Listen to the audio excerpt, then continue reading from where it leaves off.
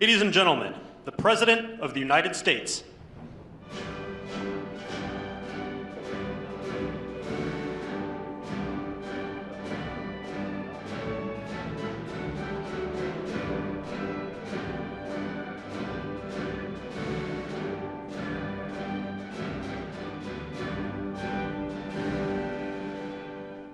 Thank you very much. Thank you. Please.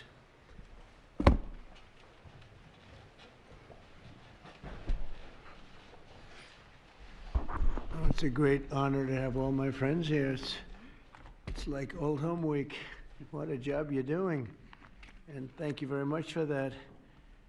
We want to begin by thanking the people that have done such a great job at the White House. They have been doing really incredible work during a shutdown. I don't even know if they're supposed to be working, but they wouldn't miss a day. So I just want to thank everybody for that very much. And we're here today to discuss a sweeping, unprecedented, and historically successful operation that my administration has carried out in recent weeks to arrest, prosecute, and permanently remove members of foreign drug cartels from American soil. And the people gathered around this table are the ones that are doing it, and in this room. Some of them sitting a little behind. Some of them, I'm surprised, are not actually at the table. You people should be very insulted by that. But you've done a great job back there. On my first day in office earlier this year, I signed an executive order to officially designate the drug cartels and savage transnational gangs as foreign terrorist organizations. It was my honor to do so. And on that same day, I also signed an order directing the creation of the Homeland Security Task Force to bring together all federal, state, and local partners to achieve the national policy goal of eliminating the cartel presence in America once and for all. And the results are, and it's early, and the results are spectacular. Led by ICE and the FBI, this task force includes the Department of Justice, the Department of War, DHS, the intelligence community, ATF, the DEA, the U.S. Marshals, and the state and local agencies in every part of our country. Other than that, we don't include too many people. That's a hell of a group, isn't it, huh? When you think of it, that's not a group you want against you, certainly not at one time. In addition to the task force members, we're pleased to be joined by representatives of law enforcement at every level, the highest level, actually, but every level, including National President of the Fraternal Order of Police, Patrick Yos. Where's Patrick? Patrick, thank you, Patrick. Thank you for the endorsement, too. That really hit it off. I would have gotten 98% anyway, but it was still good to have your endorsement. Thank you, Patrick. I don't forget those things. President of the National Sheriff's Association, Chris West. Chris? Thank you, Chris, very much. Great. Good job. Major Cities Chief Association Executive Director Laura Cooper. Laura, thank you, Laura, very much. Major County Sheriffs of America Executive Director Megan Noland. Megan, thank you. Thank you very much. And President of the National Border Patrol Council, my friend, and a very good speaker, by the way. Whenever he gets up and speaks, I say, that guy can really speak. I don't know. I don't want him to run for office. I want him to stay where he is. Paul Perez. Paul? Thank you, Paul. Where is Paul? Hi, Paul. What are you doing over there, Paul? Good job. Good speaker you are, though, Paul. I mean it, too. You've made some incredible speeches, and all from the heart, too, right? Some great ones. Today, you'll hear details from my national security and homeland security teams about the extraordinary historic achievements of this new Homeland Security Task Force since it became fully operational last month in all 50 states. The job they're doing, what we inherited from this past administration is like disgraceful. In a matter of weeks, the task force has made the largest number of arrests of cartel leaders, operatives, and gang members in American history, more than 3,000 and counting. That includes members of the ultra-violent New Generation Cartel, the Sinaloa Cartel, the LNFM Cartel, MS-13 Cartel, and you know MS-13, the gang, and Tren de Aragua, another beauty. That's a group of real garbage we have to deal with, that we shouldn't have to deal with. These are, in addition to the massive numbers of dangerous criminals my administration arrested nationwide since January 20th, numbering over 120,000. It's a record, and 120,000 criminal arrests. Thank you very much. Unfortunately, for 4 long years before I took office, the last administration allowed the cartels and their operatives to frankly take over our country, to freely infiltrate America and all the communities nationwide. Along with transnational gangs, these groups have unleashed more bloodshed and killing on American soil than all other terrorist groups combined. These are the worst of the worst.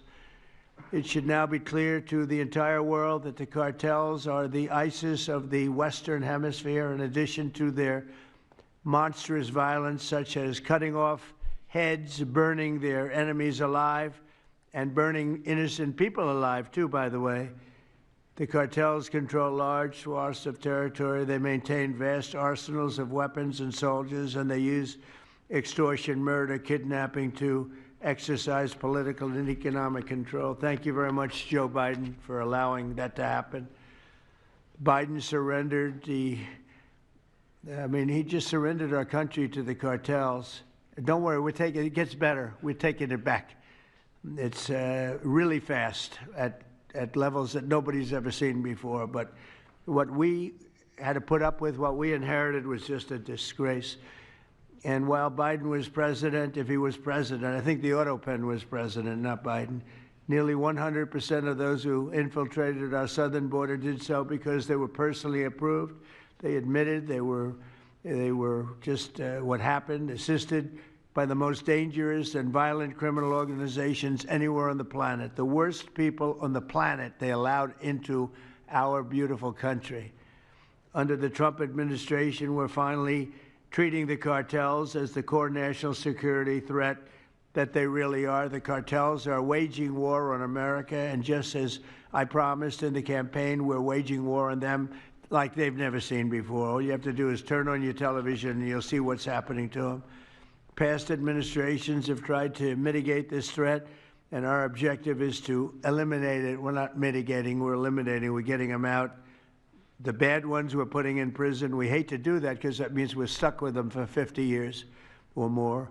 In recent weeks, our Homeland Security Task Force has seized more than 70 tons of deadly narcotics, along with more than 1,000 illegal guns. And that's just recently. This is already the most successful anti-cartel and anti-gang operation in American history, and it's just getting started. We have incredible people. A lot of them are in this room with us today, and it's an honor to have them. But we're going to not stop until the threat has been fully and completely eradicated. I want to thank task force members with us today, including a person who's doing a fantastic job, Attorney General Pam Bondi. Thank you, Pam. Thank you. Secretary of War Pete Hegseth. Sounds so much better than Secretary of Defense. I don't know. Do you guys agree with that? I don't know. It sounds, we won the First World War, the Second World War. I would say everything before and everything in between. And then we got woke and we said, well, let's call it defense. I think we like it this way better. It's funny. That's something I thought it would be maybe controversial. And it's only controversial that we changed the name in the first place. It's not controversial at all. It's been unbelievably well accepted, Pete. Hasn't it, right? It's been pretty amazing. I thought it would be controversial. People want to have our country back. People want to do exactly what we're doing right now, and we're getting a lot of credit for it, and we should. I want to thank, though, Pete. You're doing a great job. Pete Hegseth. Secretary of Homeland Security, Kristi Noem. Kristi, thank you very much. Director of National Intelligence, Tulsi Gabbard. Tulsi, good job. And the heads of all of the law enforcement agencies all throughout the room. You're really amazing, the job you've done. To provide additional details on our mission, I would like also to ask General Bondi to say a few words, followed by Secretary Noem, Secretary Hegseth, Director Gabbard, Homeland Security Advisor Stephen Miller. Stephen, you're such a superstar, Stephen. They called Stephen the other day a very bad name, and I said, you should sue them, Stephen. I think he will. I hope he does. FBI Director Kash Patel and Deputy Attorney General Todd Blanche. And I just want to say it's an honor, the job we're doing, and these people are doing absolutely incredible. I'll just add a couple of things. In Memphis, as you know, where the numbers are down in half already, and it's only been about 2 weeks. You're doing a fantastic job there. Thank you. Incredible. Nobody thought it was possible. It was really it was a very sick city. It was horrible what happened there. People would go from, if you're on the board of FedEx, they would ride you 1 block to the hotel. They said you couldn't walk it because it was too dangerous. And they're already feeling better about it. But the best example right now is Washington, D.C. We went from one of the most unsafe places in the planet, I hate to say, but in this country, to a totally safe city. Nothing's crime-free, I guess, but this is about as close to crime-free as you're going to get. And you guys have done an incredible job with that. Every one of you have worked so hard on this one, and it's our nation's capital. And people would go to the nation, they'd go from, I always say, Iowa, Indiana. They'd go from Florida, they'd come up, they want to see the monument. I want to see the Lincoln Memorial. I want to see one of the monuments, any one of them, and they'd go home in a coffin. But not anymore. It's not happening anymore. We haven't had that happen in a long time. It was averaging more than one a week, one person a week. Who would think that's possible? And it hasn't happened anymore. And we have a safe city. We have a city where the restaurants are booming. People are going out. Nobody's being mugged, hit over the head with a baseball bat. None of the stuff is gone. We took out 1,700 criminals, many of them career criminals, many of them given to us by Joe Biden and his ridiculous open borders policy. They came in from jails from all over the world, not just South America, from all over the world. Jails, they came in from mental institutions and insane asylums all over the world, drug dealers. And we got them the hell out of here. They're either that, or if they're so bad, as I said before, we put them in jail because we can't take a chance that they come back. But I want to just say that Washington, D.C. is such an example of what could be done. And now the same thing's happening in Memphis. We're just halfway through the process, and already the numbers are far superior, far better than what we would have thought at this time. And Chicago, I just saw the number. Last week, it was last weekend, 4 were murdered, 11 were shot. And then I have this guy Pritzker, is a very weak governor. Let me be nice. I'm going to be very nice. He's extremely weak. He's pathetic. I have Pritzker get up and say how great they're doing in Chicago. They're doing very poorly. So 4 were murdered, 4, 11 were shot. I would say, and that was not a bad week for him, okay? That was not a bad week. He's had somewhere 18 or 19 were murdered.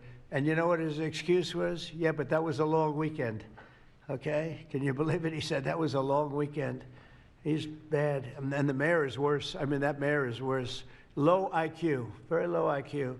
And we don't need low IQ people. We need people that are going to take care. And I love Chicago, and I love those beautiful women. Black women, beautiful women wearing MAGA hats, and they're all over the place in Chicago. They want protection. They don't care if it's the National Guard, if it's the Army, Navy, Coast Guard, Marines. They'll take Space Force, okay? Space Force, send them in. They just don't want to be mugged, killed, raped, shot in the head, and we stop it. So we're going to be given a very special we're going to give Chicago very special care. As you probably know, maybe you heard, we were going to do a big surge in San Francisco, but I got a great call from some incredible people, some friends of mine, very successful people. Mark, everybody knows him, and Jensen, everybody knows Jensen, NVIDIA, and others called me from San Francisco. And they said, we're working really, really hard with the mayor, and we're making progress. Would it be possible for you to hold off the surge? And I had 4 or 5 calls, and I think they're making progress of their own. That would be the greatest. I mean, if they could do that, that'd be great. And they have great competence in those people. I mean, incredible competence, some of the smartest business leaders. And they're working very well with the police department. They're doing a good job. So we are holding off that surge, everybody, and we're going to let them see if they can do it. I said, I think we can do it much faster. I know we can do it faster. I think we can do it better than anybody. We can take criminals out that they're not going to know about, and probably they don't have the legal authority maybe to do what we can. But I'm okay with it, and we're going to let San Francisco, has the potential to be, it was a great, great city, has the potential very quickly to be a great city again. And these are the companies that are there that are all working, and those are the people that asked me, could you do away with the surge, and let's see how it works. And we'll do that. If we need to, we'll do it. But it's possible that we won't need to, and we will be focusing on other places like Chicago. And we'll have Chicago taken care of very quickly. But just remember, 11 people shot, 4 people murdered, okay? And that was this weekend, and that was Chicago. And then you'll see Pritzker get up and talk about, well, we have it under control. They don't have it under control. Just the opposite, it's getting worse. So we'll take care of, as soon as we give the go-ahead, which is all I have to do is give the go-ahead. We won the big court case the other day on the National Guard. That was a good case. Same thing with Portland, speaking of that, because that's where we won it. But, I mean, I looked the other night, Saturday night, Portland is like burning to the ground, and these people are saying, it's just friendly stuff. The whole place is burning to the ground. So we'll take care of that one. That's like an insurrection more than it is anything else. That's crazy. Portland's crazy. And then you listen to these radical left people talking about it's really okay. You're seeing things. You're really seeing things. So we're going to take care of Chicago. We're going to take care of Portland. We're going to take care of Memphis. We're proud of D.C. There's nothing to take care of anymore, but we're not going to let it ever go bad. It's never going to happen again, our nation's capital. And with that, I'm just going to tell you that Pam Bondi has done a fantastic job. And Pam, would you say a few words, please? Thank you, President Trump, and thank you for your leadership. And this is all about collaboration. And around this table, I'm looking around this table, we all work so well together. I don't think another administration in our nation's history has worked so well together. We talk constantly, Secretary Noem, Tulsi, Pete, constantly, but also all of our agencies working hand in hand, and that's why this is so successful. And these people around this table are working 7 days a week, 24 hours a day, even though the Democrats have tried to shut down the government. Terry Cole, I'm laughing because you're around the clock, you're all over the world. Director Patel, you're unstoppable, what you're doing around this country. Gowdy Serralta, U.S. Marshal, Rob Sakata and Dan Driscoll wearing your ATF hats. Rob, I was on the texting, Todd Blanche and I were on the texting you at 1 a.m. on cases. I mean, that's how committed all of these people are to just keeping all of our citizens safe. And that's what it's all about. And this project is the brainchild of Stephen Miller.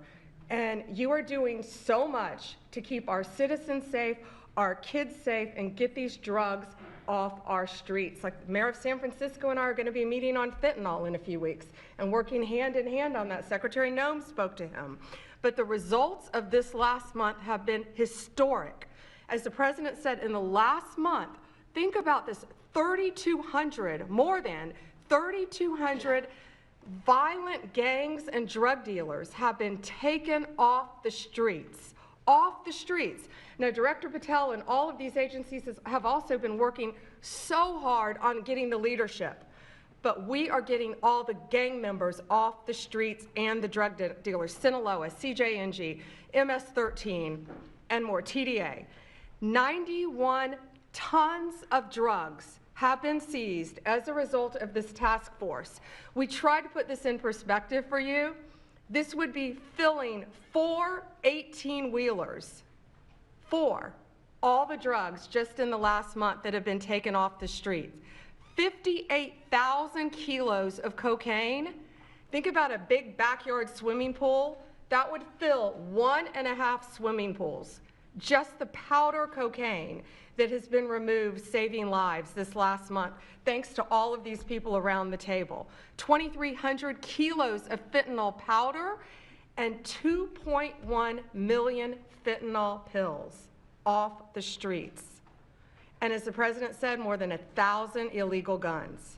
The Biden administration was, for way too long, all of these great law enforcement officers surrounding the table were not able to do their jobs. What they've said is now they've been uncuffed. They can do their jobs now. We've been watching transnational gangs grow in our country, become organized, set up infrastructure in all of our states, but no longer under President Trump. We are destroying the infrastructure, and we're no longer on defense. All of these great men and women are on offense, so they better get ready. We're dismantling the cartels, and we are taking the leaders into custody and all of the gangs. We are going to supercharge this work. This is not a pilot program. This is permanent. We are here to stay. And Secretary Hegseth, we couldn't do this without you and the Department of War. Thank you all so much for everything you're doing around this table, working tirelessly. And President Trump, thank you for giving them the ability to do it. Thank you very much. Thank you. Mr. President, since the year 2000, we have lost over 1 million Americans to drugs, to overdoses, to these cartels that have proliferated that kind of a disease on our people and have gone to war with our next generation of Americans. When you signed the executive order that was protecting the American people from invasion, what you did is that you took these cartels and gangs that we've known for decades and you declared them to be what they really are, and that's terrorists. You declared war on them, and you didn't say we were just going to fight them. You said we are going to destroy them. And everybody around this table is so honored to be here to work with you to destroy these terrorists that have been killing Americans for years and getting rich off of it. I'm so proud of the work that was done just in the September surge. You referenced that earlier. We had over 400 operations that went down in those first 43 days of the Homeland Security Task Force in operations that brought, as Pam referenced, 3,200 terrorists to justice, got them off the streets. Sir, we also have had over precursors and chemicals that were brought in. We've had the work at the southern border. We've got Border Patrol here at the table with you. Fentanyl has been cut down by 50% coming into this country over our borders. We've continued to work not just nationally, but internationally and on our maritime borders as well. The ICE agents that have so much violence against them and threats against them, sir, they get up every day ready to work with this task force to be able to keep people safe. And then we've got Coast Guard, who's been doing just a ton of our incredible interdictions out on the seas and the waters in cooperation with operations that you've targeted in the Caribbean with the Department of War. And sir, I just want to thank you for the leadership you put at this table, for your cabinet members, for Stephen Miller, for putting this in place to make sure that what you did when you consolidated the Homeland Security Task Force, you took 1,000 other task forces that were already established in the federal government and you streamlined them into this room, into this group right here, so that we can look at each other in the face every day and say, what's our problem? How do we address it? How do we fix it? And then we go to work together with our arms linked to do exactly what you told us to do. And that's not just protect the American people from invasion, but to kill these terrorists. You gave us the task to eliminate them, destroy them, so that they can't destroy the next generation of Americans. So thank you, sir. Thank you for the people you put around this table. Thank you very much. That's a great job. Thank you. Pete? Yes, sir. Well, thank you, Mr. President, for your leadership. Chief, likewise, Tulsi and Todd and Dan and Pam and Christy and Stephen and Cash. I mean, I could go around the table. From the Department of War, we are thankful and grateful for the incredible effort that your agencies put in. And we could not be more proud to stand shoulder to shoulder with you, not superficially, not kind of over here, but front and center on the Homeland Security Task Force, right there with you. Because our department has spent over 2 decades defending other homelands, and we're very proud to be defending our own. And if you talk to the troops down, say, on the southwest border, Mr. President, morale is sky high and continues to be, because they're proud to be defending their own communities, their own state, and their own country. So when that executive order was signed, the mission was clear: protecting the American people against invasion. And so the Department of War went straight to the southwest border. We still have 10,000 troops there. We have national defense areas. We're standing alongside the Border Patrol, and we've locked that border down, 100% control of the southwest border. You stop the invasion. And then we're proud to be going on the offense, counter-cartel operations. And it's not counter-cartel, as was mentioned. These are designated terrorist organizations, foreign terrorist organizations. Our generation spent the better part of 2 decades hunting Al-Qaeda, hunting ISIS. Well, as the president said, this is the ISIS, this is the Al-Qaeda of the Western Hemisphere. They intimidate, they terrorize, they extort, They poison the American people. The president's right. Every boat we strike is 25,000 Americans whose lives are saved because of the drugs that were headed in our direction. So our message to these foreign terrorist organizations is we will treat you like we have treated Al-Qaeda. We will find you, we will map your networks, we will hunt you down, and we will kill you. And you've seen that evidence in the maritime domain, whether it's in the Caribbean or in the Pacific with the last 2 strikes. We know exactly who these people are. We know what networks they work with, what foreign terrorist organizations they're a part of. We know where they're going, where they originated from, what they're carrying. And they know we know. And that will soon start to change the calculus of these boats. So the critique of this is, of course, as often is the case, wrong. We know our authorities. It's locked tight. And we're going to treat them like foreign terrorist organizations on the offense. So the Department of War is not going to degrade or just simply arrest. We're going to defeat and destroy these terrorist organizations to defend the homeland on behalf of the American people, making the jobs of law enforcement safer in the process, making the communities of Americans safer in the process. We think it's a very core mission of the Department of War, and we're proud to be here, Mr. President. Thank you very much, Pete. Thank you. Tulsi, please. Yes, thank you, Mr. President. The key reason that you are hearing about these incredible effects is, number one, the team that you've assembled here and the leadership and the tone that you have set, first and foremost, about keeping the American people safe. The intelligence community plays a critical role in being able to support our law enforcement at the federal, state, and local level to make sure that they're armed with actionable intelligence to be able to actually go after those who threaten the safety and security of the American people. Mr. President, under your leadership, for the first time, there is a newly created National Intelligence Fusion Cell at the Office of the Director of National Intelligence, National Counterterrorism, that has a very simple purpose: to make sure that we have two-way intelligence sharing of actionable information between the intelligence community and law enforcement. I want to talk briefly about 3 successes that we've had just here in the last few weeks, Mr. President, through the success of this interagency fusion cell. Just this last week, our National Counterterrorism Center supported, through actionable intelligence to both U.S. law enforcement as well as Mexican law enforcement, the arrest of a Sinaloa cartel boss, El Plato, in Juarez, Mexico, as well as his top 3 money launderers. In a separate and recent successful interagency operation, NCTC worked closely with the U.S. Marshals Service that led to the arrest of another dangerous Sinaloa cartel member responsible for tracking huge amounts of cocaine and hundreds of thousands of dollars in this single incident with drug proceeds through his network. And I'll say the last example I'll share is probably the most insidious, was providing intelligence to the Mexican law enforcement that led to the arrest of a CJNG cartel-affiliated baby trafficker called La Diabla. Her whole money-making operation was centered around luring pregnant women, performing illegal C-sections, harvesting organs, and selling newborn babies. Mr. President, it's your leadership that has made all of this possible. I can tell you, in the midst of this government shutdown, our folks, like everyone around this table, are working 24/7 without pay and eager to get after this because they believe in your leadership and the mission that you have presented to them. Thank you, Mr. President. I'll hand this off to Homeland Security Advisor Stephen Miller, the leader of this task force. Let me just say, Mr. President, that this country was going to die without you.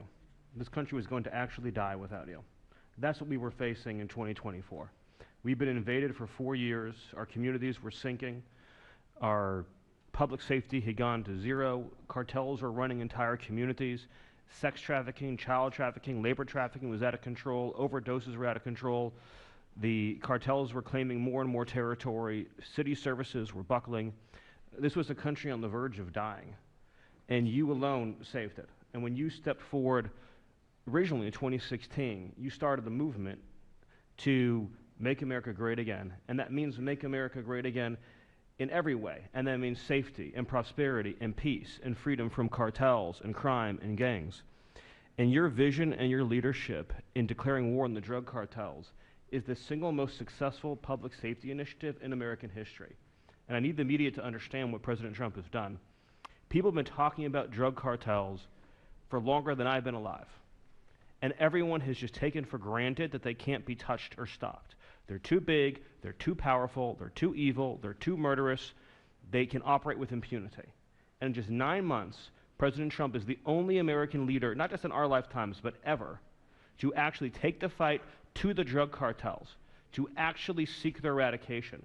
And it is happening. And so while the Democrats are shutting the government down and fighting for free health care for illegal aliens, look at what President Trump has assembled here. He's assembled a team under his vision, direction, and leadership that is saving hundreds of thousands of lives. Hundreds of thousands of lives. And only President Trump could have done this. And I will say one last thing, which is that his courage has been an inspiration to everyone else in this room. There are people in this room, I'm looking at, for example, at Todd Lyons, who have been relentlessly doxxed and harassed and threatened. But when they see President Trump's courage, what he's been through for 10 years to save America, when they came after his family, his businesses, his safety, his freedom, everyone at this table knows we can give whatever it takes to get the mission done. So President Trump, thank you for your leadership, your boldness, your courage, and your vision. We're honored to serve underneath you. Well, I want to thank you, Stephen. And I have to say that, I've been making the rounds. I'm leaving tomorrow for some very big meetings, including with the president of China, where I think we're going to come out very well, and everyone's going to be very happy. But everybody said the same thing. A year ago, we had a dead country. We were a dead country. We really were, in a lot of ways, not just this. We were dead as doornails on this, but we were a country that was in serious trouble and beyond that. And we have the hottest country anywhere in the world right now. The whole world is talking about it. We have the hottest country anywhere in the world. We're going to clear up this crime in our cities. We can do it quickly, too. They showed how quickly we could do it in D.C. It was a real bad place. It was a real mess. Dirty, filthy, disgusting, graffiti all over the place, tents on every ounce of parks that we had. Just disgusting. And I rode around last weekend. I rode around the city. I felt very safe in that car, but, I would have done it without it. I wouldn't need that car so much anymore, I will tell you. But the place was clean. We've started that also, not only law and order, but the cleanliness is important. I think cleanliness is almost a part of law and order. If you see dirty, disgusting streets and potholes all over the place and railings falling down and graffiti all over the marble, beautiful statuary marble columns, those gorgeous columns where they had graffiti, it's all gone. And I think it's a part of it. I really do. I think it's a big part of it. But we have a city that we can be proud of. We're going to be that way with every city we have. That's why with San Francisco, I wish them luck, but we could do it so much faster. I told the mayor, I love what you're doing. I respect it, and I respect the people that are doing it. They're the biggest people in the country. They're the biggest people in the world. A lot of the high tech. Some people like them, some people don't, but they're smart, and they want to do it. And I said, I am so honored to let you do it. And if it doesn't work out, we'll do it for you very quickly.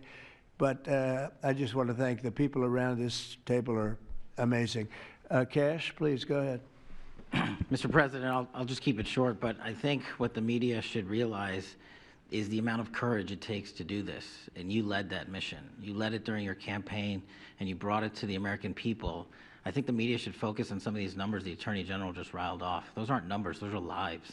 Lives saved by the millions, Enough, enough fentanyl to kill over 200 million Americans, gone, evaporated off our streets permanently. Your vision to safeguard American freedoms and our children and our future is the most courageous thing I've ever seen a president of the United States ever do. And your ability to marshal it out in 8 months, these statistics would have taken other administrations decades. And the partnership that you see around the table, I just want to, sum it up with the following. When I call these folks around the table, when I call our state and local law enforcement partners who have been absolutely critical to this mission, when Stephen Miller called me and said, we're going to create the Homeland Security Task Force, and the FBI and DHS are going to co-lead it, I said, absolutely. The country's been yearning for this and needing it. And the one thing I see different than any other administration is when I call these people, they pick up. I don't get a voicemail. When I make an ask, they answer, and the same is true.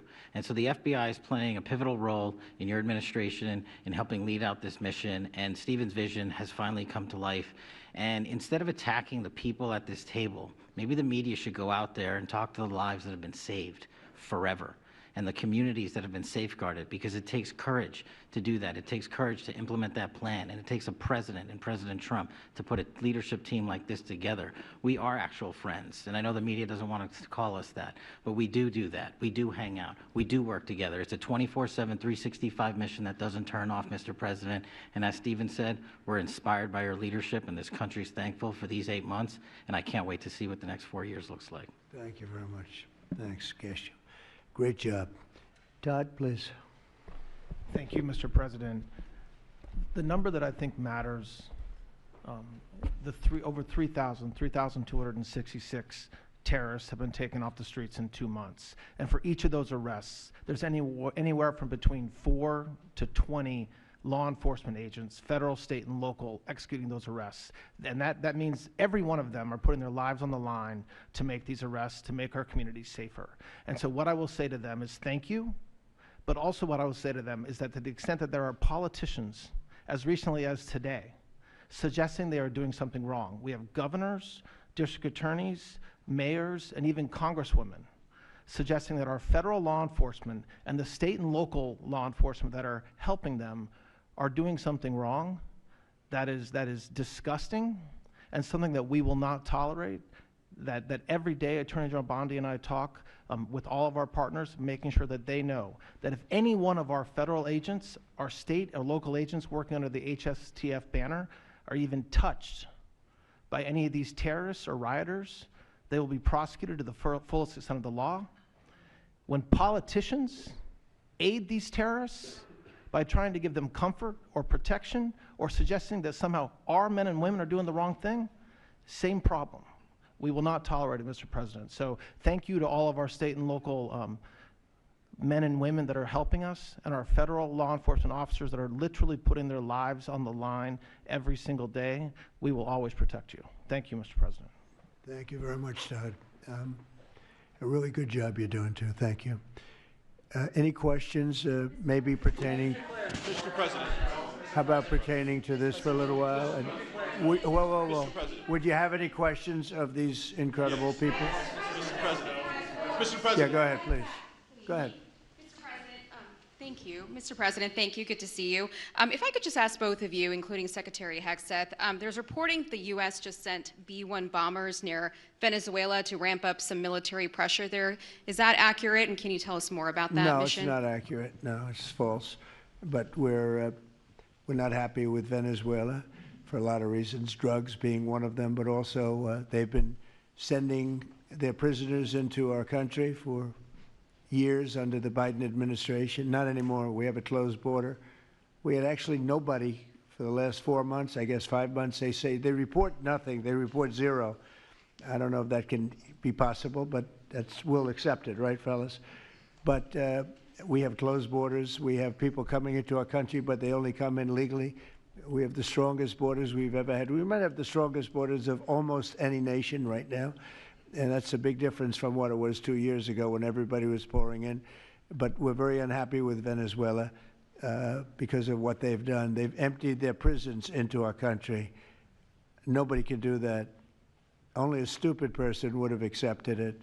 And that's what we had running our country, very stupid people.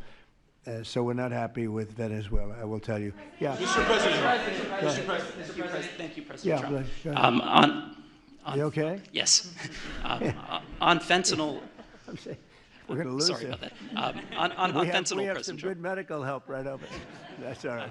On fentanyl, according to CDC data, nearly 330,000 Americans died over the past 5 years from fentanyl. That's 1 in every 1,000 Americans who died. It's more than that, but that's all right. Yes, It's I more. know you think it's even more. I'll be discussing that with President Yes, Xi. so that's actually my question. I figured it was. I was wondering, since it mostly comes from China and has caused such carnage in the U.S., what are you going to say to convey the seriousness? And also a second question for you or Secretary Hegseth. Is there any evidence that China is now smuggling fentanyl through Venezuela to bypass U.S. and Mexican port controls? They are doing that, yes. But they are paying right now a 20% tariff because of fentanyl. That's billions and billions of dollars that they're paying. We're actually, on November 1st, the tariff on China goes to 157%. which is record-setting territory. And we don't want that because it's not sustainable for them. They can't sustain that. We don't want them to have to go through that. So I'm meeting with President Xi, and I would say we have some big issues, like with the farmers and various other things, but the first question I'm going to be asking him about is fentanyl. And if you think about it, they make $100 million. Think of this. They make $100 million selling fentanyl into our country, $100 million. They lose $100 billion with the 20% tariff. So it's not a good business proposition. It's $100 billion approximately that they have to pay. It's a big penalty to make $100 million. So I think they want to do something. They want to put it on the list. It's on the list. It's one of the things we're talking about, and I'm putting it right at the front of the list. So they pay a very big penalty for doing that, and I don't think they want to be doing it. And we'll see what happens at the end of next week, because I'll be meeting next week, as you know, along with we're stopping in Malaysia, we're stopping in South Korea, we're stopping in Japan. I'm meeting with President Xi actually in South Korea. So it'll be the first thing on the list. Yeah, please. Yes, Mr. President. Mr. President, on the drug boats, sir, has there been any discussion about capturing one so that you can show the amount of narcotics? We know everything about them. Yeah, Jennifer. We know everything about them. We know where they're coming from, who they're coming with, generally who's in the boat. I'll let Pete discuss it a little bit, but they have incredible intelligence. And, you know, usually when you see 5 engines, I've never even seen that before, but when you see 5 engines on a boat going about 65 miles an hour, loaded up with white powder in silver cases, generally speaking, that's not a good sign. They're not going fishing, right? And you don't see any fishing rods, right? So, Pete, I'll let you discuss that a little bit, please. Well, yes, sir. Likewise, generally you don't see fishing in submarines either, sir. So the U.S. military, as I mentioned, nobody better in the world at mapping networks, identifying who's connected to who inside terrorist organizations. It's just the media is used to hearing that when it pertains to Afghanistan and Iraq and ISIS and Al-Qaeda. But if you reframe how you understand the world in our own hemisphere, that's exactly what these foreign terrorist organizations are. And so we will track them, we will map them, we will network them, and we will hunt them and kill them because they're trying to and they are killing and poisoning the American people. And inside that, we have all the license necessary, all the authorities necessary to take these kinetic strikes, and we'll continue to take them. And we've been, you know, just to add, because I think it's important, we've been capturing them for years. You know, it's not like, gee, let's capture one. We've been doing that for years. For 25 years, we've been doing it. Not at a level like we're doing it now. I mean, just with the hits we're hitting, but we have much more intensity than any administration's ever had. But we've been capturing these boats for years, and they get back into the system, and they do it again and again and again, and they don't fear that. They have no fear. The thing I can tell you right now, it's very hard to find any floating vessel right now on the Pacific or in the Gulf, and I would like to call it by its official name, the Gulf of America. Another little triumph of the Trump administration. I said for years, I said, why do we call it the Gulf of Mexico? It's 93%, the shoreline is 93%. All right, so I never understood that, so I made that change. I never realized how easy that was going to be, other than, I guess, AP fought us in court, and the judge said, but that's the name.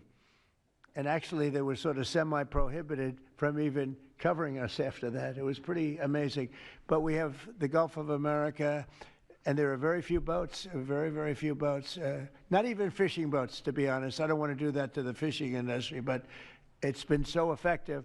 And our sea drugs, as they call them, they use the term sea drugs, the drugs coming in by sea, are like 5% of what they were a year ago, less than 5%.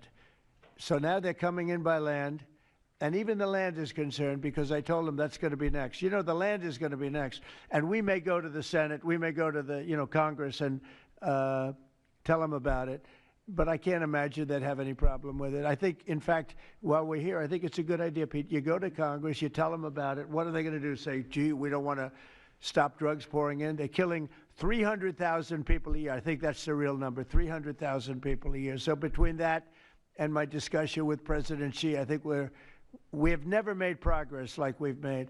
The sea drugs are almost dead, and they can't come in that fast from the land. And the land drugs are much more dangerous for them. It's going to be much more dangerous. You'll be seeing that soon. So that's the way it is. Yeah. Go ahead, please. Yeah, go ahead, please. With the glasses, go ahead. Thank you, Mr. President. Good. I wanted to ask, what's your reaction to Representative Dan Goldman calling on NYPD to arrest ICE agents who he says are acting illegally? He says they are illegally assaulting people and illegally detaining people at immigration courts in New York. Well, you know, I know Dan, and Dan's a loser. You understand. He's a guy that doesn't have what it takes. He's been trying so hard, and they're exhausted. I mean, it's so ridiculous, right? A suggestion like that. So, you know, they're just trying so hard, and it's not working. They've even now started imitating me, of all people. They want to imitate me, and they start using foul language, but they use too much of it. You know, you can't use the F word 7 times in one sentence. It doesn't work. It might work once every 7 news conferences, but you can't do it. You can't do it 7 times in one sentence. So I don't know. They're really they're in big trouble. That party. Go ahead. Mr. President. Some alleged smugglers have survived some of these recent strikes and been sent back to their home country. If they're terrorists, why not just arrest and detain them? Go ahead. 2 points on that. First, when I served in Iraq in 2005 and 2006, we used to, in sort of a gallows humor way, talk about the Iraqi catch and release program, the reality that we would catch a lot of people, hand them over, and then they would be recycled back through, and we'd have to recapture them or attack them again. And that's why changing the dynamic and actually taking kinetic strikes on these boats ought change the psychology of these foreign terrorist organizations. To those 2 that survived the shot on the semi-submersible, think again, compared to Iraq and Afghanistan, the vast majority of people that we captured on the battlefield, we handed over to the home country. Did we always like how it shaped out? Sometimes we did, sometimes we did not. But 99% would go to the Afghan authorities or the Iraqi authorities. So in this case, those 2, they were treated by American medics and handed immediately over to their countries where they came from, hopefully to face prosecution, which is a very standard way of handling something like this. And you'll do that with future survivors, anyone else who survived? We've got protocol of how we'll handle it. Mr. President. Not that guy. He's so hopeless. Go ahead. Go ahead. Yesterday, there was a vote at the Knesset on annexing the West Bank. Do you see it as a challenge to your peace efforts? Could you say that louder, please? Yes, yesterday there was a vote at the Knesset in Israel on annexing the West Bank. Do you see it as a challenge to your peace efforts? Will you answer that, please? Because I cannot understand the words you're saying. Where are you from? Where are you from? You're from France. Beautiful accent, but we can't understand what you're saying. Huh? She said a vote at the Knesset on the West Bank. The West Bank is, don't worry about the West Bank. Israel's not going to do anything with the West Bank, okay? Don't worry about it. Is that your question? They're not going to do anything with the West Bank. Don't worry about it. Israel's doing very well. They're not going to do anything with it. Yeah, please, go ahead. Thank you, President Trump. Are there any safeguards in place to protect Americans from fentanyl and cartels when you leave office in 2028? Any protocols that could be put in place in case a future administration comes in that wants open borders? And I also have a question for the Secretary of War as well after your answer. Well, the biggest thing we can do is make sure they don't come in, because open borders, they would destroy. It's amazing that our country is even surviving with what we went through, coming in by the millions and coming in from the wrong places. You know, I know all these people that run these countries, and they're smart. They're very street smart, and they're not sending their best, you know. They're not sending, they're taking them out of their prisons and their mental institutions, as I say over and over again. They're the drug dealers. They're the drug addicts. They're people that don't work. I mean, the best of them are people that don't work. They don't work. They're on welfare, their form of welfare, which is tiny. You know what their form of welfare? They give you a piece of paper. But they want people that work. They don't let those people come out because they want those people. You know, they cherish those people. Those are the people that make their country run. They give us all of the people that don't work and are murderers. 11,843 murderers came in. 11,800. Many of them committed, more than 50% committed more than one murder. Now, why do we want them? Why would Biden and that group of thugs that he had working for him, why would they accept these people? Why would he accept? Nobody understands it. You know, they say maybe they wanted the vote, but I did great with the Hispanic vote, but these are people from all over the world. Why would they do it? So one question, no matter what I do, I can't, you always like to know the opponent. You have an opponent. What are they getting at? And usually you can. Why would they allow 20 million, maybe 25 million people into this country, almost all of which, but most of which should not have been allowed into our country? It's one of the great enigmas. What they've done to this country should never be forgotten. In history, should never, ever be forgotten. And now it looks like we're going to have a communist mayor in New York. That'll be a lot of fun. But remember this, they have to go through the White House. Yeah, please, go ahead. Today you pardoned the founder of Binance. Can you explain why you chose to pardon him? And did it have anything to do with his involvement in your Which one? family's? Who is that? The founder of Binance. He has an involvement in your own The family's recent crypto one, yes. business. I believe we're talking about the same person because I do pardon a lot of people. I don't know. He was recommended by a lot of people. A lot of people say that, are you talking about the crypto person? A lot of people say that he wasn't guilty of anything. He served 4 months in jail, and they say that he was not guilty of anything, that what he did, well, you don't know much about crypto. You know nothing about nothing, you fake news. But let me just tell you that he was somebody that, as I was told, I don't know him. I don't believe I've ever met him. But I've been told by a lot of support. He had a lot of support. And they said that what he did is not even a crime. It wasn't a crime, that he was persecuted by the Biden administration. And so I gave him a pardon at the request of a lot of very good people. Mr. President. Yeah, please. Yes, Daniel. President, thank you so much. This is the kind of question I like. Yeah, right here. the numbers from this task force are jaw-dropping. I wanted to know, this is a question for you and both Stephen, since it was said this is your brainchild. What are the lessons to be learned from the success of the task force, and what are your continued goals with this task force now that you have about 3 years left? Well, the best thing we have going is we have such talent around this table. I could go over every one of these men and women, and we have unbelievable talent. They've got the naturals, you know, like somebody that hits a baseball or a golf ball or a, you know, that you see more, it's more evident. It's beautiful because it's sports. You can tell somebody right away, are they good or are they not? These people are the most talented people at what they do. And when we started talking about this, Stephen and all of us, it seemed so easy. What is surprising to me is how quickly we can straighten out a large city, a big city, a mean city, a city that's sick, that got very sick with guns all over the place, with bullets shooting all over, where you take your life in your hands if you go out and buy a loaf of bread. That's not America. That's not our country. And those people don't care how you do it. They just want it done. They really do. You know, when you go to the people in the street, they don't know. Is it National Guard? They just want it done. They want to be safe. And we've gained a great following of Americans, real Americans, people that want to be safe. But I think the biggest thing we say is we have tremendous talent. We were able to recognize, like a football team, like a baseball team, we were able to recognize the talent. And the talent is largely in this room for the whole country. It's largely in this room. There's really nothing like it. And that's why I think we had D.C. done, not perfectly, but pretty much done, at least normalized in 12 days. Would you say 12 days? On the 12th day, it felt different. And you know, we took a lot of bad people out, never to come back again. Then most of them never to come back again. But there's great talent, and there's also great courage. I've been watching what goes on.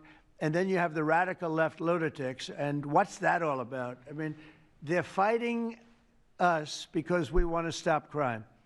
Where do these people come from? They're paid money. I guess they're paid a lot of money. But like I saw that ridiculous march the other day, I say, these people are not representative of our country. And not all of them, of course, but many of them are total lowlifes. These are lowlifes. These are people that are paid agitators. and they're not representative of our country. So I don't know. I can just tell you that our country has tremendous spirit right now. You know that better than anybody because you cover it well. But we have a lot of people that are very happy right now with the direction.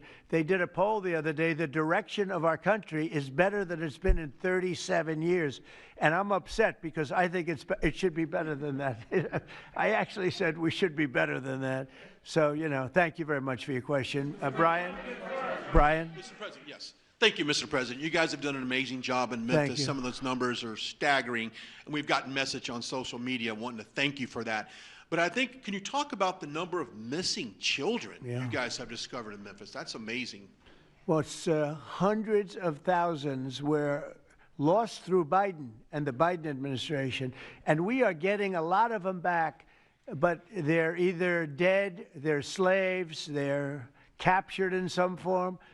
But think of it, hundreds of thousands we're talking about, not even believable. And they came in through the border, they were sold, they were bargained for, and this was all Biden, meaning Biden and Obama, the same, you know, the same mentality, frankly. I think it's the same mentality. Let me tell you, Barack Hussein Obama was a lousy president. A lot of bad things happened. Remember when they used to talk about Trump with the jail cells? Well, he built the jail cells for the children. He built those jail cells. Remember that came out? But, sir, they were built in 2014. You remember when that came out? After me going through that stuff for about 2 weeks, and then they found out it was Barack Obama that built those jail cells. No, these people they were bad leaders. I hope we don't have it again. I hope we don't have it again because, you know, our country's come back a long way, but it can only withstand so much, and we don't want to ever go through that again. We never want to have open borders again. We don't want to have men playing in women's sports. We don't want to have transgender for everybody. We don't want that. We want to have a great country with low interest rates, nice housing, great education, a strong military, the basics. Yes, please. In last night's New York City mayoral debate, Zohran Mamdani said he would close Rikers Island if elected. What kind of impact would that have on public safety? Well, it's not good. I guess it's not a very nice place, but you need it. You know, you need something. You have a lot of additional people in New York City that should not have been here. They came here through the open border, through Biden's. You know, I don't know how they even do it. New York City's always been tight for money, and then they spend, you know, $8 billion, and nobody complains about it, on people that just showed up and they just came out of nowhere. Where did they get the money? All of a sudden, they have money. I tell you what. We have to keep our prisons very fair and very safe, but you get a lot of criminals. We have a lot of additional criminals. I used to talk about it. They used to say, well, only good people come in from foreign countries. I said, that's not right. I didn't know that for a fact, but it had just started, right? The open borders and people flowing in by the millions. They make our criminals look like the nicest people on earth. That's the only good thing. They make our criminals look like nice people. They are the meanest, the most vicious. Tren de Aragua, you don't get any sicker. They cut people's fingers off because they called the cop. Did you call the cop? Yes. They cut off his finger so he can't call the cop anymore. And then they say, next time we're going to cut off your hand if you cut, because they took over his apartment in Colorado. You know, Colorado, they took over a town, then they took over another town, and you have a weak governor over there. He doesn't know what the hell he's doing, so he lets it go on. But we're getting them out of here. We're getting them all out. They're going back to lots of, not just Venezuela, they're going back to lots of countries. Venezuela would be one, however. Yeah, please. Thank you, Mr. President. Yeah. A moment ago, you said that if Secretary Hegseth went to Congress and briefed them on the operations No, we against will these, go, I said. You will go. And we it would will be go. difficult for them to object. I don't see any loss in going. No reason not to. You know, they'll always complain, oh, we should have gone. So we're going to definitely, I'd like to just tell you, let's go. We'll go. We're going to tell them what we're going to do, and I think they're going to probably like it, except for the radical left lunatics. And Mr. President, if you are declaring war against these cartels and Congress is likely to approve of that process, why not just ask for a declaration of war? Well, I don't think we're going to necessarily ask for a declaration of war. I think we're just going to kill people that are bringing drugs into our country. okay? We're going to kill them. You know, they're going to be like dead, okay? Mr. President. Yeah. Mr. President. Yes, red hair. Thank you. Beautiful red hair. Thank you. I'll tell my hairdresser that. She'll love it. This is a question for both you and the Secretary of War, Mr. Hegseth. Who are you with? I'm with the Center Square. We're a newswire service. With everything that's going on between the narco-terrorists in the Caribbean, and then also with more Chinese, Iranian, Russian ships also taking part in Venezuela. Are you have any plans of expanding operations out of Roosevelt Roads, and in fact, placing some home porting some ships there? Yeah, go ahead, Pete. We're familiar with the location that you're referring to, and we'll make sure that we're properly displaced in order to deal with the contingency we're dealing with there, and also any ways in which other countries would attempt to be involved also. So we can walk and chew gum. We're definitely keeping our eyes on near-peer adversaries at the same time, but we think sending a message on these cartels, these narco-terrorists, is an important inside our hemisphere, which for far too long, other presidents, as the president pointed out, they've ignored our own backyard and allowed other countries to increase their influence here, which only threatens the American people. We're changing that. One big thing that has happened, though, because you mentioned expansion and expand our efforts. So when I was running for office, second term, everybody was talking about the fact that nobody wanted to join the military, nobody wanted to join the great police force. They didn't want to join New York's finest or any of our police forces.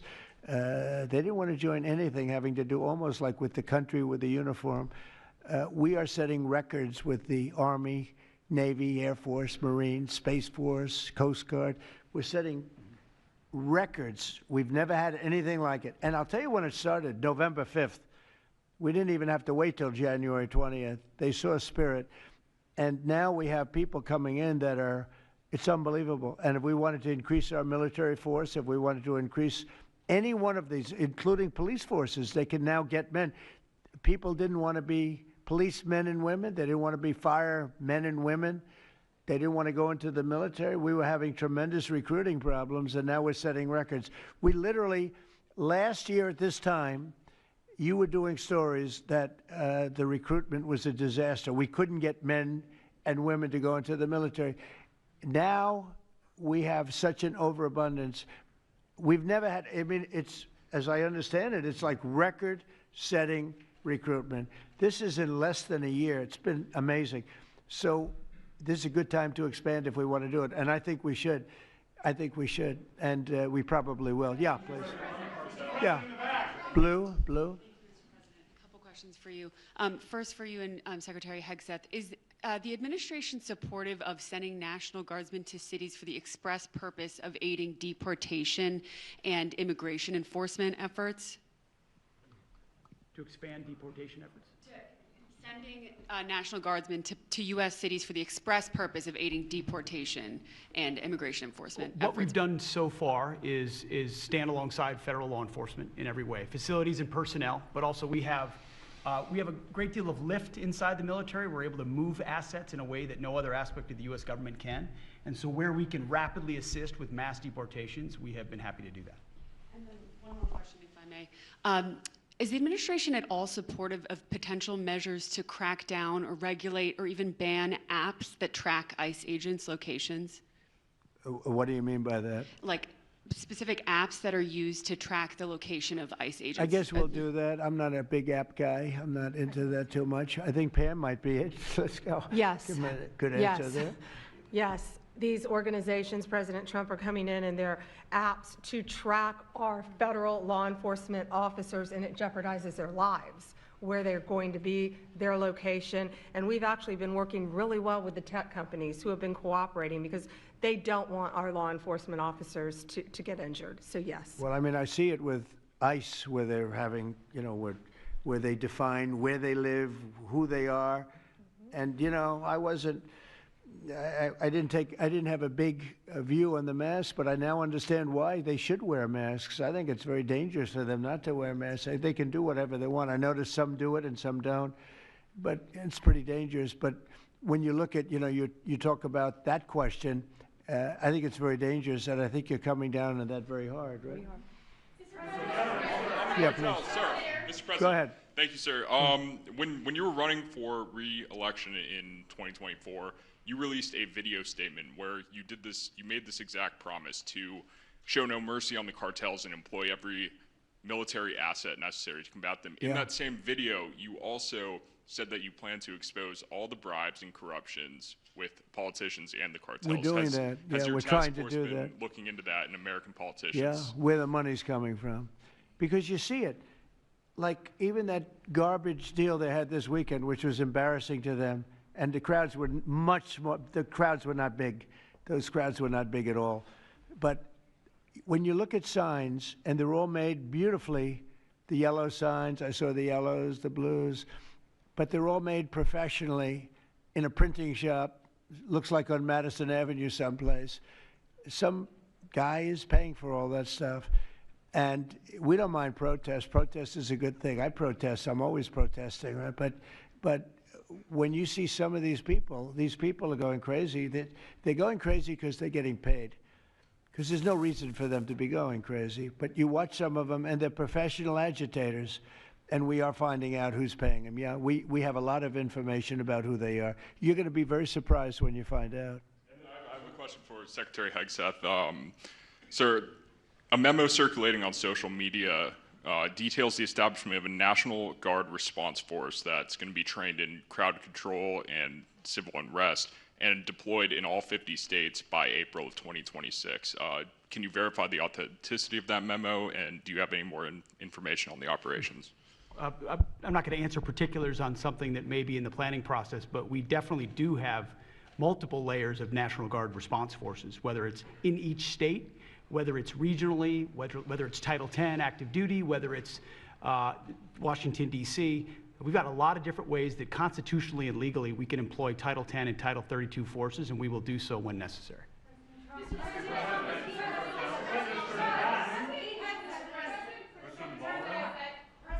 you. President Putin basically said today that Russia is immune from U.S. sanctions. He said that it would not impact the Russian economy in any serious way. Is he Good. wrong? I'm glad he feels that way. That's good. I'll let you know about it in 6 months from now. Okay. Let's see how it all works out.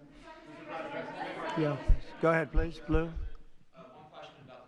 One about the shutdown. I'm Taylor Poplars with Spectrum News. The same day you established this task force back on January 20th was the same day you pardoned the January 6th defendants. Yeah, very proud of that. Yeah. Just last weekend, one of them was charged with allegedly threatening to kill House Minority Leader Hakeem Jeffries. And a big theme of this task force has been allowing law enforcement to do their job and holding accountable people who go after law enforcement. Do you worry that your actions back on day one undermine what this task force is trying to accomplish? No, you have thousands of people that we're dealing with, and you know, if one goes haywire, look at what this guy in Virginia said, where he wanted to kill his opponent. He's going to kill his opponent. He's going to kill his opponent's children and I think wife, and he continues to run. And the Democrats continue. He's running for what, Attorney General in Virginia. Look what he said. So now, do you think all Democrats should be prohibited from living anymore? I mean, think of what he said. He's going to kill his opponent, and he's going to kill the children of his opponent, and I think the wife. I said, this guy's sick. That is a sick guy. And how do you vote for somebody like that? But I don't view that every Democrat would say that, because not every Democrat would say that. So you can't, you know, you could have one person, but I don't know of the incident. I can say we're very proud of what we did. We had the courage to do something that should have been done. The problem, sometimes the Republicans are too nice. They're a very nice party. The Democrats play a much dirtier fight. You know, it's amazing. You go after dirty cops like Comey, and you go after, these are dirty cops. Letitia James is a dirty cop. You go after these people, and they say how horrible you are, and yet I got indicted 5 times and impeached twice. Nobody says anything about that. You know, they say, oh, they actually said the other day, oh, he's trying to indict somebody. I got indicted 4 or 5 times, Todd, maybe more than that. Yeah, I think you could say 87 times if you really think about it, right? With the charges, a bunch of phony guys, but nobody says anything about that. But they mentioned it the other way. No, the Democrats play a very dirty game. It's all they're good at. They're good at a couple of things: cheating on elections and playing very dirty. And they have one good trait: they stick together. They stick together. They stick together through the worst policies that anybody's ever seen. It's unbelievable how they stick together. And I respect them for sticking together, but it's a dead party because their policies are no good. Okay. Brian, we'll do a few more and we'll go home. Wonderful. Everybody's going to go home. I'm going back to the Oval Office, however. Speaking of Democrats, there's a report that there's a grand jury on Adam Schiff for apparent mortgage fraud. If he is indicted, should he step down as a U.S. Senator? Well, you know, I'm not going to comment on that. I will just say Adam Schiff is one of the lowest forms of scum I've ever dealt with in politics. He's a horrible human being, very dishonest person. I have no idea what's going on. You tell me that he's going to be indicted. I don't know. You could ask Pam. I don't know if she could say it. Probably you are allowed to say it, but I wouldn't know about that. I can only tell you he's a very bad. I think he's actually a sick person. Do you want to talk about that? We're not going to comment on any grand jury that's open. We can't legally. I don't know. By the way, I hope it's true, but I don't know anything about it. Yeah, please. Oh, millions of dollars, yeah. Well, I also give, I give a lot of money to the White House. The White House is, as you know, I give my salary, and I usually like to steer it to the White House because this house was a little bit abandoned. First of all, for 4 years, you had a guy walking around that didn't know where the hell he was. And this house was not taken care of the way it was supposed to be. I take very good care of property. I was very good at that. And you'll notice the floors downstairs, I paid for them. Marble, the most beautiful marble you've ever seen. The white floors down in the palm room, which they look like they came out of, I don't want to lose because they're big supporters of mine, Home Depot. So I'm not going to say bad, but they did come out of a box from Home Depot about 30 years ago. They were all broken, but now they have the most beautiful floors, the most beautiful lights and chandeliers. I think most of you, Brian, you've seen that, right? Yes. How beautiful is that? And I take care of it. So I spend millions of dollars on this building, taking care of it. It was not properly maintained, and now it's starting to gleam like it should. It should really gleam, and you should go down and visit the Presidential Walk of Fame. Have you seen it? It's quite good. I'm sure that a lot of people coming to the White House, it's hot. It's very hot, but it's really a tribute to the presidents, past presidents of our country. Yeah, please. Mr. President. Yeah, behind you, please. Yeah, go ahead. Thank you. So on Monday, a question for you as well as Secretary Noem. On Monday, Mayor Karen Bass of LA and Representative Robert Garcia, they held a press conference and they called for an investigation into DHS, accusing them of unlawfully arresting U.S. citizens and racially profiling and only arresting people because, in Robert Garcia's words, they look like me. He's a Hispanic individual. Do you have a response to that? Are you asking me that question? You as well as Secretary Noem. They are arresting bad criminals, and they're really good at it, too. I look at the numbers. They always like to say that, oh, you're arresting this and that. Then when you check it, you find out, geez, almost every single time. And, obviously every once in a while they may get one wrong, but they always correct it. They're able to correct it. But they are arresting really bad people. They're arresting people that kill, people that would cut your throat and not even care about it. These are brave people, and it's very dangerous.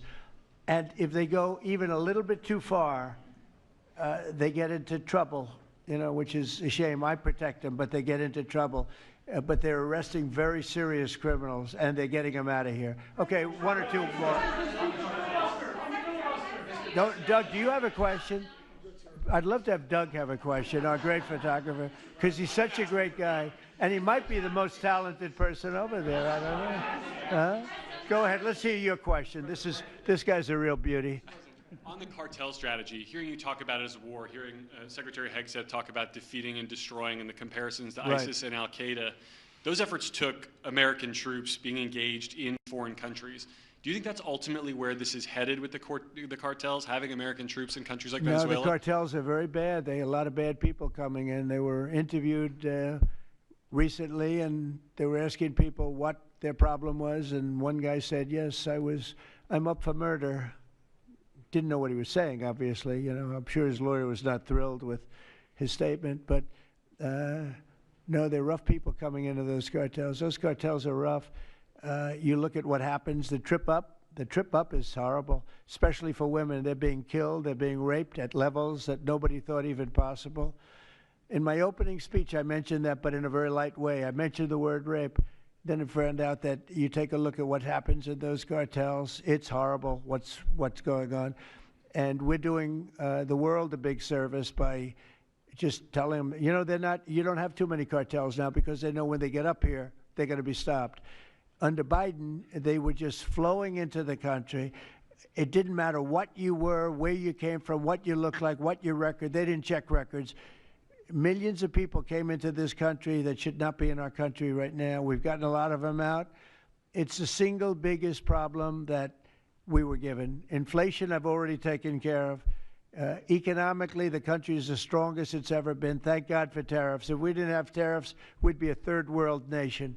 But thank God for tariffs. We're the richest nation in the world now because of tariffs. And we're able to economically protect ourselves, and we're able to really protect ourselves from a national security, situation. But we have cartels that, somebody came up with the word cartel. I won't tell you who that person was, but you got a lot of bad people in the cartels. And you could look at a country like Mexico, and I really respect the president. I really respect a lot of the people over there, but a lot of the leadership. But they are in fear in their own country because those cartels are running those countries, okay? And that includes Colombia. Colombia is a drug den. It's a drug den, and it has been for a long time. You got a lousy leader over there right now, bad guy, a thug. But they make cocaine at levels that we've never seen before, and they sell it back into this, and they're not going to get away with it much longer. We're not going to put up with it much longer. Colombia is very bad. Mexico is run by the cartels. I have great respect for the president, a woman that I think is a tremendous woman. She's a very brave woman. But Mexico is run by the cartels, and we have to defend ourselves from that. Go ahead. Let's go with you. Go ahead. Let's listen to this beauty. Shutdown by the time you return from your trip to Asia? Do I expect to have it resolved by the time I return? I don't know. I said long ago we shouldn't have been in this problem. This was September 28th. It came due in Biden's regime, and before the election, September 28th, and they pushed it off into the future. And I was running when they did that. And when you're running, but I did say, what the hell are they doing? That and debt ceiling. They also pushed the debt ceiling past the election date, so that would mean the next president has it. But I did say that I think the Democrats have gone totally crazy, and you don't know what they're going to do because they don't care about the people. They don't. I really think they have no leadership. They have a lot of very low IQ people. Jasmine Crockett is a low IQ person. A lot of them are. I don't want to insult too many of them, but a lot of them are. They have no rudder. I don't think they know what they're doing right now. They've never done this before. They always agreed to go and, called an extension. Let's do an extension and talk. Even today, look at what happened today. They don't want to pay the people that have worked. And, this was supposed to be this was a test. And they wouldn't pay the people that have been working. They said, no, we don't want to pay them. This is all the Democrats. Now, all we need is 5 Democrats. And I know a lot of Democrats that are saying they're more than 5. Probably not that many more than 5, but there are more than 5. And all we need is like 5 Democrat votes so we open our country again. Sad, though, we have the greatest economy in our history. We have the highest stock market. All these things are rocking. We will have, by the end of my first year, more than $20 trillion of investment. The all-time record is $3 trillion. I think it's China. We're going to have $20 or $21 trillion. We've never had anything like it coming in because of tariffs. The money pouring into our country, the plants that are opening, AI, automobiles, everything. And the Democrats want to close our country. They're really, they say deranged. They suffer. I guess it's Trump derangement syndrome, which I think is going down now as an official condition by the doctors. I think they get paid extra money if they handle it because it's more difficult to handle than a normal mental disease. But you know what? They really should approve an extension, get the country back to work, get the people paid. And, you know, it's very simple. You can't, you just don't know what's going on. There's something wrong with them. Yeah, it's sad, actually. Have you raised the full $300 million needed to fund your? Have you raised the full $300 million needed to fund your ballroom? And how much specifically are you donating to this construction project? Actually, we raised, I think, $350 million. All donor money and money that we put up. We've raised. It's going to be. It's going to cost right in the neighborhood of $300 million. It's been expanded and made absolutely. It'll be the most beautiful ballroom anywhere in the world, I think. And how much specifically are you donating to it personally? How much am I donating? I won't be able to tell you until I finish, but I'll donate whatever's needed. I'll tell you that. Do I have a name for the? I won't get into that now. Yeah, go ahead, please. In the next couple of days, a lot of Americans are going to go without their first full paychecks. Federal workers. By the way, a friend of mine, talking about donors, a friend of mine, a man that's great. I'm not going to use his name unless he lets me do it. Susie can tell you about this, but he called us the other day and he said, I'd like to contribute any shortfall you have because of the Democrat shutdown. I'd like to personally contribute any shortfall you have with the military because I love the military and I love the country. And any shortfall, if there's a shortfall, I'll contribute it. And today he sent us a check for $130 million. I would love to tell you he doesn't really want the recognition, if you want to know the truth, but he gave us a check for $130 million, which was sort of a shortfall, yeah. And that's going to go to the military, yeah. And what's your message? Is that the correct number? $130 million. That's what I call a patriot. Okay, thank you very much, everybody. Thank you. Thank you.